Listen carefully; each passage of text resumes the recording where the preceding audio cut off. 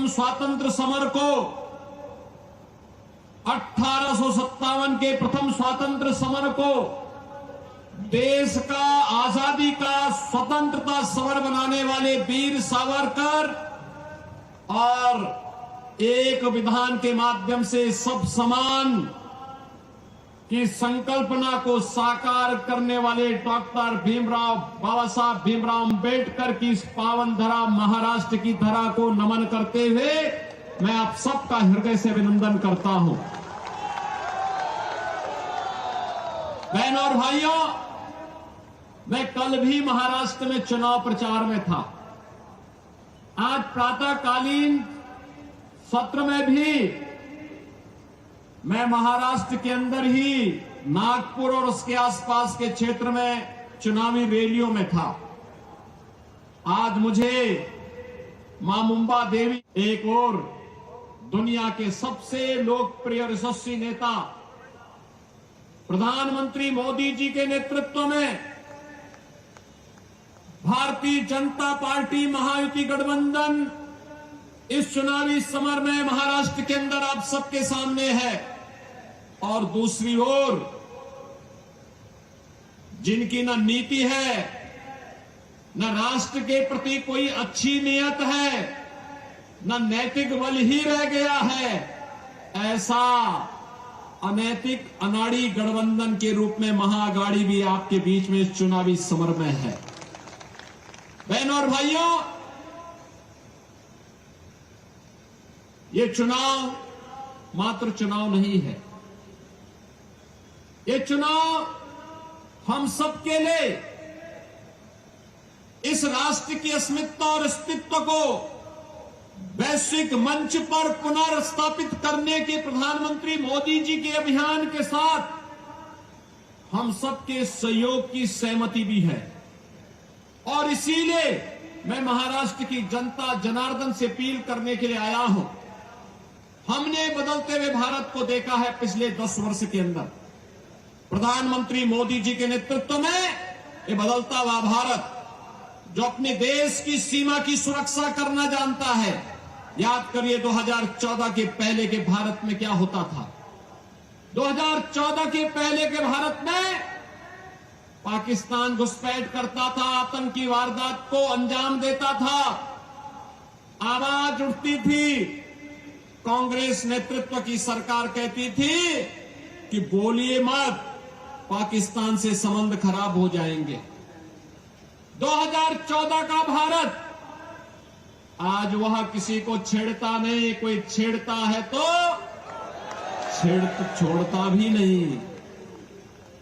आज तो भारत की सीमा सुरक्षित है, दुश्मन घुसपैठ नहीं कर पाता है, आतंकी वारदात को अंजाम नहीं दे पाता है, बल्कि एक और भारत अपने 80 करोड़ लोगों को फ्री में राशन की सुविधा का लाभ दे रहा है और दूसरी तरफ पाकिस्तान 23 करोड़ की मात्र आबादी वहां भी भूखों से मरने के लिए तड़प रही है। बहनों और भाइयों, देश के अंदर आज सुरक्षा का वातावरण है। आतंकवाद की जड़ कश्मीर की धारा 370 समाप्त हुई। कांग्रेस अभी फड़क रही है कि इसको फिर से लागू किया जाए, लेकिन प्रधानमंत्री मोदी जी ने कह दिया है कि कांग्रेस की 4 पुस्त भी कश्मीर में धारा 370 को फिर से लागू नहीं कर सकती। आज देश के अंदर वर्ल्ड क्लास इंफ्रास्ट्रक्चर बन रहा है। Highway, railway, metro, IIT, IIM, AIIMS, 1 district 1 medical college, हर घर नल की योजना जैसी योजनाएं भी लागू हो रही हैं। तो गरीबों के कल्याण के लिए भी अनेक कार्यक्रम देश के अंदर चल रहे हैं। चाहे वह पीएम आवास की योजना हो, चाहे वह आयुष्मान भारत की योजना हो, चाहे वह नौजवानों के रोजगार की योजना हो, और चाहे लाडली बहना योजना के माध्यम से हर महिला के खाते में हर महीने 2100 रुपये देने की व्यवस्था हो।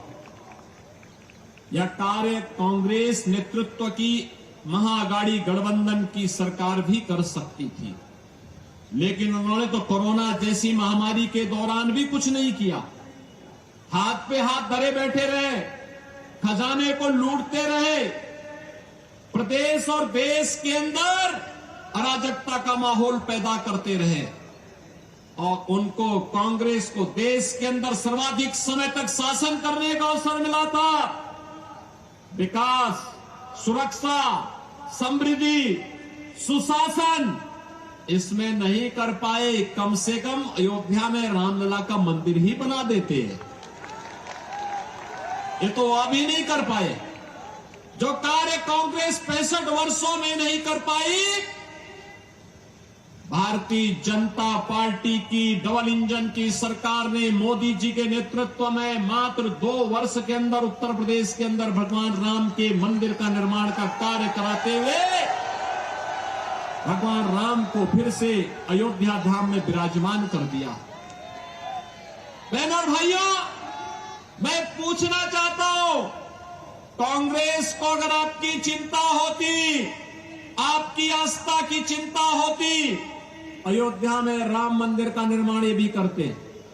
500 वर्षों की समस्या का समाधान 1947 में हो गया होता, लेकिन कांग्रेस के एजेंडे में आप कभी नहीं थे, कभी नहीं थे। कांग्रेस के एजेंडे में गरीब कभी नहीं था, नौजवान कभी नहीं था, महिलाएं कभी नहीं थी।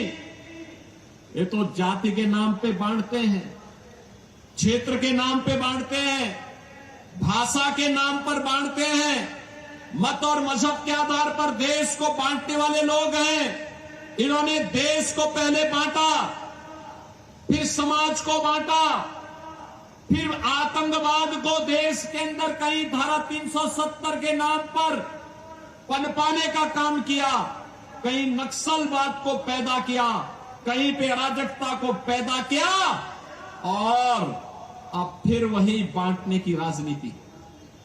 बहनों और भाइयों, मैं बार बार एक बात कहता हूं, इस देश का इतिहास गवाह है, बंटे थे तो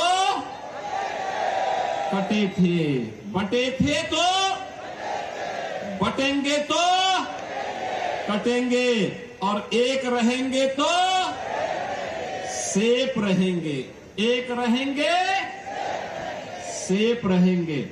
और यही आह्वान करने के लिए आया हूं, बंटना नहीं है, बंटना नहीं है, बटेंगे तो कटेंगे। और इसलिए एक रह करके महायुति गठबंधन के नेतृत्व में भाजपा या शिवसेना या एनसीपी के जो भी उम्मीदवार प्रधानमंत्री मोदी जी के नेतृत्व में महाराष्ट्र के अंदर इस चुनावी समर में हैं, उन्हें विजयी बना करके भेजना है और महायुति की भाजपा नेतृत्व और शिवसेना एनसीपी की सरकार महाराष्ट्र के अंदर फिर से बना के लेके आना है। सहमत हैं?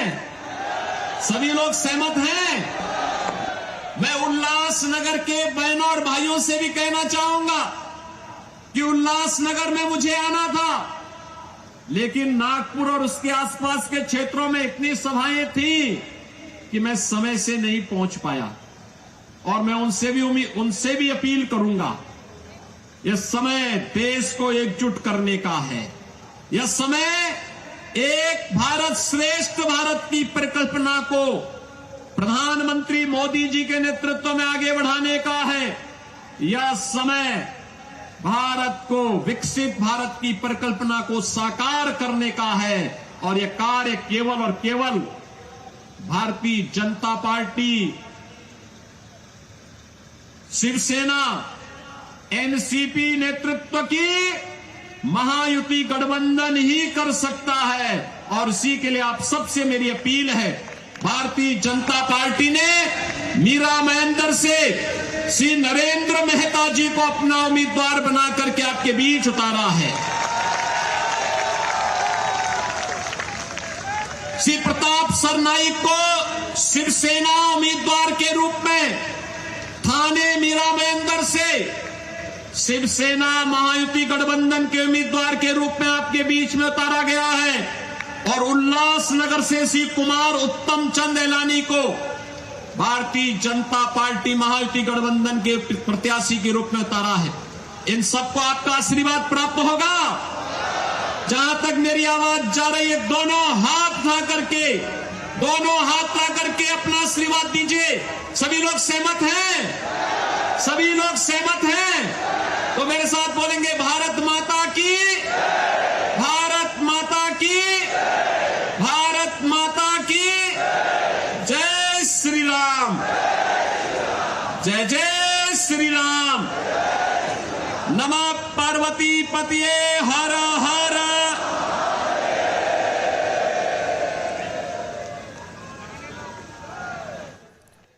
तो महाराष्ट्र के मीरा भाईंदर में सीएम योगी एक बार फिर बटोगे कटोगे का जिक्र करते हुए नजर आए। हालांकि लगातार महाराष्ट्र के रण में जनसभा को संबोधित कर रहे हैं सीएम योगी।